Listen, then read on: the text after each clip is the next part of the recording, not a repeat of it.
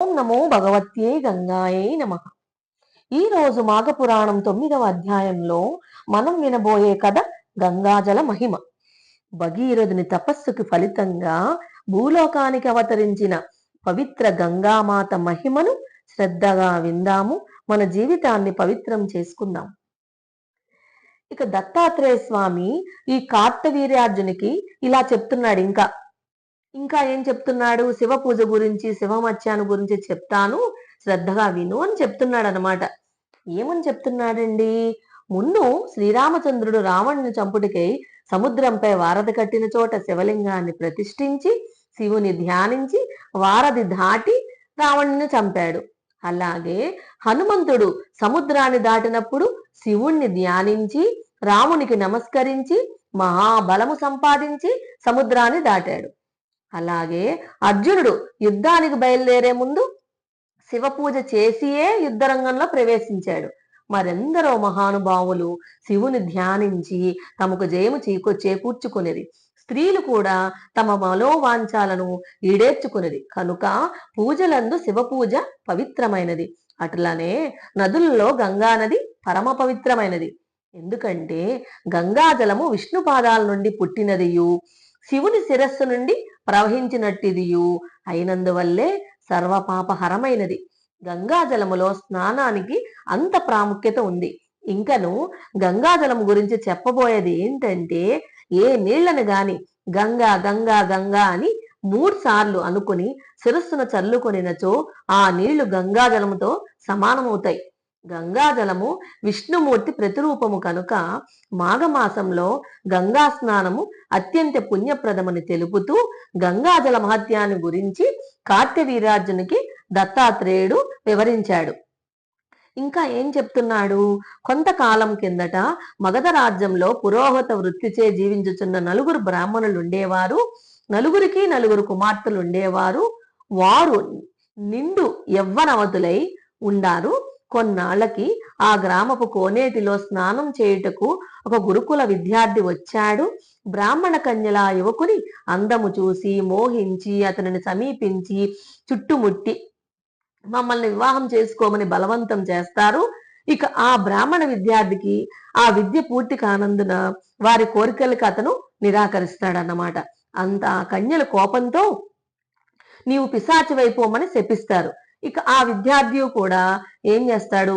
మీరు కూడా పిశాచాలు అయిపోండి అని ప్రతిశాపం ఇచ్చుడచే వారంతా పిశాచ రూపాలతో ఆ కొలను వద్దే ఉండి అందరినీ బాధిస్తూ ఆహారం దొరికితే ఆ వాటాల కోసం కొట్టుకుంటూ అట్లా గడిపేస్తూ ఉంటారనమాట. కొంతకాలానికి ఒక సిద్ధుడు ఆ కోనేటి దగ్గరకు వస్తాడు.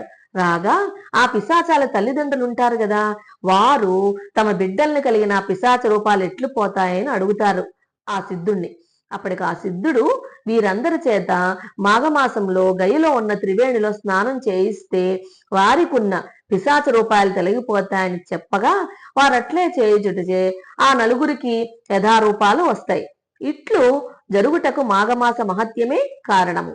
మాఘమాసమందలి నదీ స్నానము మనుజులకే కాక దేవతలకు గంధర్వులకు కూడా పవిత్రమైనది. ఒక మాఘమాసంలో ఒక గంధర్వుడు తన భార్యతో భూలోకానికి వచ్చి గంగానదిలో స్నానం చేస్తాడు. అతని భార్య మాత్రం ఆ స్నానం ఆచరించను, నేను చెయ్యనని చెప్పంగా ఆమెకి ఏమవుతుందంటే ఆ దేవత్వం అనేది పోయి గంధర్వలోకానికి వెళ్ళలేకపోతుంది. అందుకే అతడు ఆ గంధర్వుడు ఏం చేస్తాడు? ఆమెను విడిచిపెట్టి ఆ గంధర్వుడు ఒక్కడే వెళ్ళిపోతాడు.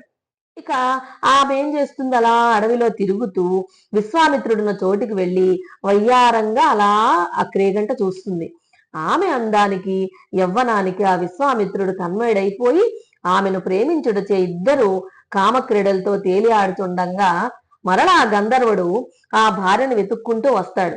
వచ్చి ఇది చూడగా విశ్వామిత్రుడు గంధర్వ స్త్రీ క్రీడించి చూడడం చూస్తాడు అతను.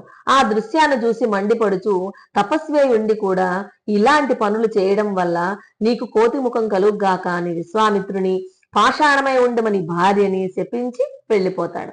ఇక విశ్వామిత్రుడు చేయనిది లేక ఇక వానర ముఖం వేసుకుని ఉండంగా అప్పుడు నారదుడు ఆ విషయం తెలుసుకుని విశ్వామిత్రుని కడకు వచ్చి, విశ్వామిత్ర, క్షణభంగురమైన తుచ్చ కామ వాంఛకు లోనై నీ తపశక్తినంతా వదులుకున్నావు. సరే లెమ్ము, గంగా నదిలో స్నానం చేసి నీ కమండలంతో గంగాజలము తెచ్చి ఈ పాషాణంపై చల్లు అని వివరించగా విశ్వామిత్రుడు గంగా స్నానము చేసి విష్ణువుని ధ్యానించి కమండలముతో నీరు తెచ్చి పాషాణంపై చల్లగా ఆ రాయి పూర్వం వలె గంధర్వ స్త్రీ రూపాన్ని పొంది గంధర్వలోకానికి వెళ్ళిపోతుంది. పూర్వరూపం పొందిన విశ్వామిత్రుడు తపస్సునికి వెళ్ళిపోతాడు. అదండి ఈ రోజు మన అధ్యాయం.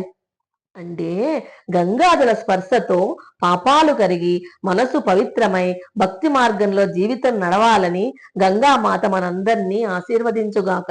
మాఘమాసంలో గంగా స్మరణ, గంగా స్నానం, గంగాజల సేవ అఖండ పుణ్య ఫలితాన్ని ప్రసాదించుగాక. ఓం నమో భగవత్యై గంగాయై నమః.